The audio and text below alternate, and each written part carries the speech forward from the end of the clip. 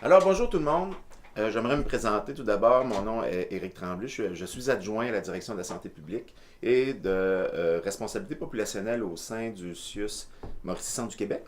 D'ailleurs, les animatrices d'aujourd'hui font partie de ma joyeuse équipe d'organisatrices et d'organisateurs communautaires.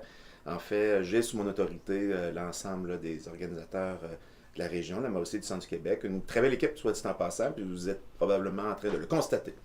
Euh, Nous aimerions vous interpeller avec une situation que nous avons vécue dans notre coin. Nous aimerions entendre vos avis, voir comment on pourrait contribuer ensemble là, à améliorer une situation que nous avons vécue. Vous avez entendu parler un peu plus tôt du quartier Saint-Philippe à Trois-Rivières, qui est un quartier qui vivait quand même plusieurs éléments. C'est un quartier qui est reconnu pour être défavorisé. Euh, il y a une historique aussi là, de plusieurs démarches qui ont été faites de toutes sortes. Notamment, il y avait au sein du quartier, on avait un conseiller de ville qui était très impliqué, qui était très mobilisant, qui a permis plusieurs actions. Avec le temps, les activités du conseiller se sont amoindries pour toutes sortes de raisons là, qu'on ne nommera pas ici. Toutefois, il y a des choses qui se constatent avec le temps, notamment la méfiance des voisins, également le manque de leaders actifs, le manque d'aménagement favorable. Donc, il y a plusieurs constats qui sont faits par les différentes personnes de la communauté et c'est des éléments qui ont été ramenés à la table de santé publique et de développement social de la ville de Trois-Rivières. Et il a été convenu enfin de mettre sur pied un comité regroupant différentes personnes de la communauté, c'est-à-dire des citoyens, des commerçants, donc du monde du privé, une organisatrice communautaire, des organismes qui travaillent dans le quartier, tout ça. Donc, de travailler ensemble et d'identifier quels sont les éléments qu'on pourrait mettre en place pour aider cette communauté. C'est organisé par, notamment, c'est animé par une organisatrice communautaire. Donc, on rencontre tout ce beau monde. C'est une belle activité, ça se passe bien. Les gens sont quand même stupéfaits d'entendre les différentes données concernant leur quartier. Mais ils reviennent quand même sur la méfiance entre les voisins, qui semble être quelque chose qui les habite un peu plus. Et aussi sur le fait qu'il n'y a pas nécessairement d'activité rassembleuse au sein de la communauté. Fait qu'on est en train de se bâtir quelque chose. L'organisatrice anime cette soirée-là, cette rencontre-là, puis il semble qu'il y a un enthousiasme qui est en train de se dégager de la part des citoyens et des gens en place. Puis finalement, pour demander est-ce que des gens voudraient contribuer plus spécifiquement à trouver des activités puis à se mettre en action. Et là, ben, effectivement, il y a des citoyens qui lèvent la main, même un commerçant, différentes personnes. Et à un moment donné, il y a un citoyen qui se lève et affirme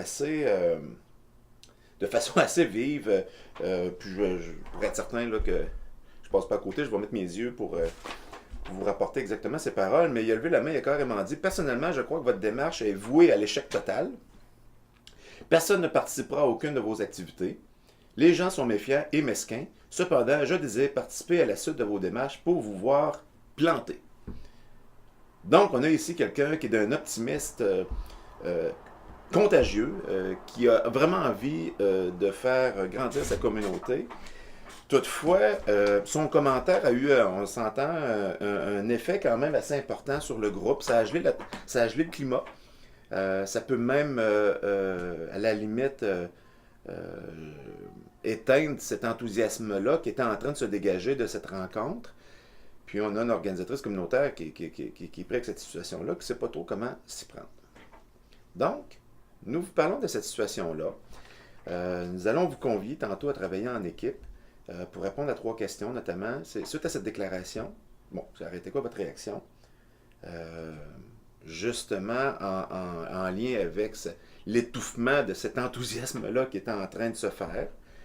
L'autre chose, comme organisateur communautaire, vous avez accès à toutes sortes de relations. Vous avez à bâtir des liens avec avec des personnes avec qui les liens ne sont pas nécessairement évidents ou naturels, en intersectorialité, dans des domaines peu connus ou avec des personnes surprises, des fois des gens qui décident de s'impliquer, une paroisse, un curé, un citoyen, un commerçant, un homme d'affaires. Donc, il y a des gens qui peuvent désirer s'impliquer, qui désirent s'impliquer, ou des gens qu'on aurait un souhait d'impliquer. Donc, on parle ici de tous les liens improbables avec lesquels on pourrait avoir composé. Donc, la question également à laquelle on pourrait réfléchir en équipe, c'est quels sont ces liens-là improbables dans une communauté, comme dans un quartier comme Saint-Philippe qui pourrait être établi. Puis en fait, comment créer un climat propice et bâti avec un travail collectif. Là, c'est l'heure d'aller manger. Votre ventre gargouille.